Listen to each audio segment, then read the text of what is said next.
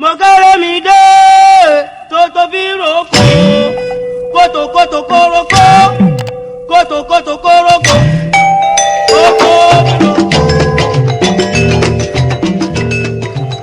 How Ibadan army saved Oshogbo from Fulani invasion in 1840.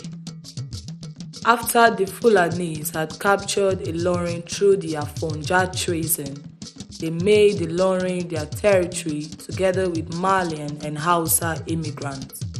Then they went to sack the old Oyo Empire and looted the palace dry in 1835.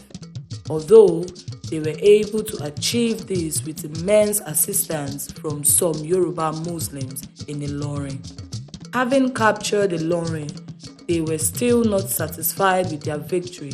They wished to extend their Judaism into the corridors of Yoruba land. Thus, in 1840, they set to capture Oshogbo, a Yoruba town. It took the intervention of the Ibadan armies to repel the Fulanis. The Fulanis, under the command of Ali, the Hausa Balogun of Ilorin, laid siege on Oshogbo, though they could not pass through Ogbomosho and Oke-Ogun axis because the Ogbomosho army, led by Sun and Kunmi Ajadi of Ijaye, had blocked and sealed off that route, making it impossible for them to launch any attack from the rear. When the Atoja of Oshogbo realized that the Ilorins were too strong for the Oshogbo army, he sought for help from the Ibadans. Ibadan immediately sent some auxiliaries to Oshogbo under the command of Obele alias Mobiton and Alade Abinkpagun. As this force could not stop the Ilorins, another contingent was sent to Oshogbo under a more experienced leader. But still, the Ilorins won every battle and gained more ground. When Ibadan realized that the Ilorins were becoming more threatening to Yoruba land, they sent a large and stronger force under Balogun Oderinlo to crush the intruding forces and Jamas of Ilorin.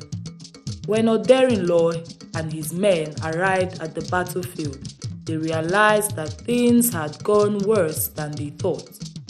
They could not show their faces in the open field for the fear of the Ilorin horses. And for about 20 days after their arrival at Oshogbo, they could not fight outside the town thicket. So they say, wars are not won by the numbers of men, rather by the significance of tactics. Other-in-law suggested that Elepo, a brave Ibadan warrior, was badly needed at the war front. Elepo had been rejected by the war chiefs of Ibadan for his actions at the late Agbamaja's expedition.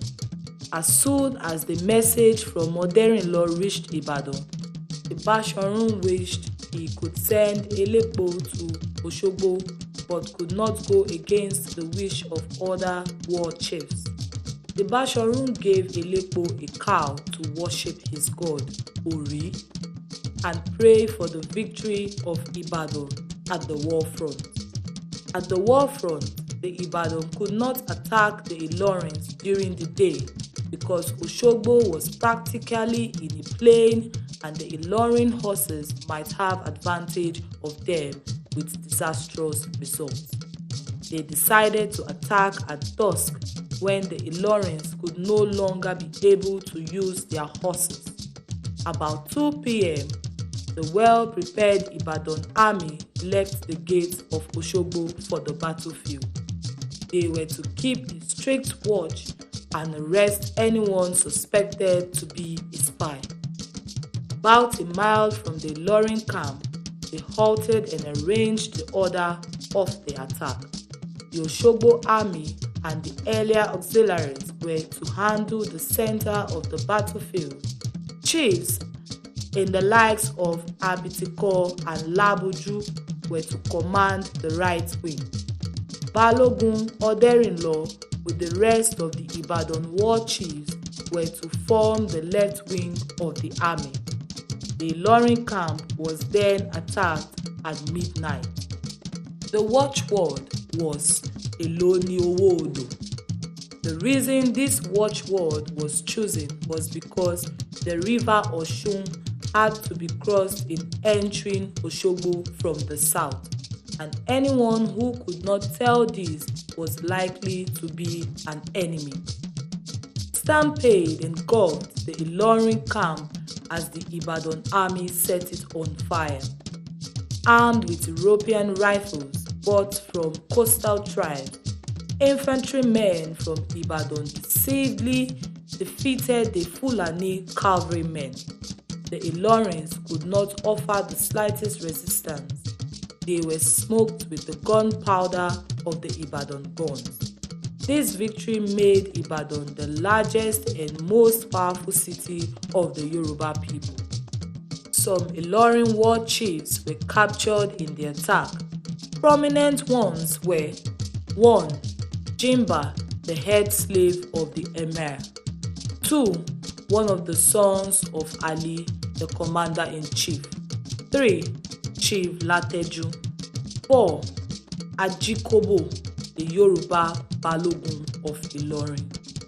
The first 2 were released, while the latter 2, being Yoruba by birth, were regarded as traitors and were executed.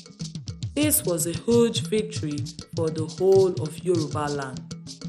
The Ibadan quickly followed this success at Otun and Ayekiti War, where yet again the Fulanis led by Balogun Gambari on the side of Ayekiti were crushed by the Ibadan armies who fought on the side of Otun Ekiti. The Ibadan accused the Jeshas, Ekitis, and the Ibokun for giving the Fulanis free passage for their army and infantry in attacking another Yoruba town. The Ibadan then placed ajelis on these Yoruba enclaves for the roles they played during the war. Oshogbo continued to pay tribute to Ibadan until 1951, when it became part of that province. It became part of Oyo State in 1976 and the capital of the newly created state of Osun in 1991.